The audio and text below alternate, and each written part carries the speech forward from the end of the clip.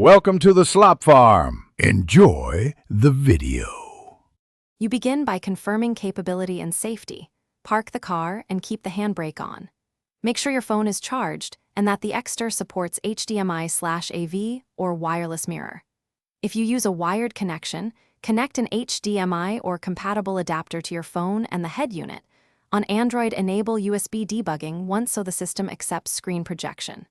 Once connected, switch the head unit to the correct input. You do this now to avoid interruptions later. Once the physical link is ready, pick the matching source on the Exter display, HDMI or wireless display. On your phone, open Cast, Smart View or Miracast and select the car unit. Accept any pairing prompts. Make sure you grant microphone and screen capture permissions so video and audio pass through. After mirroring is active, open the YouTube app and choose the video.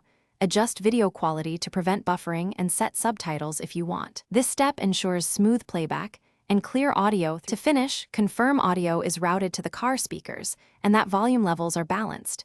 You may need to raise phone media volume as well. If you notice lag or stuttering, reduce YouTube resolution or change from wireless mirroring to a direct HDMI/USB video connection for a cleaner feed. If projection fails entirely, disconnect and reconnect the cable, restart the phone, and reselect the car display. Remember, never attempt these steps while driving. Always remain parked and safe. Thanks for watching.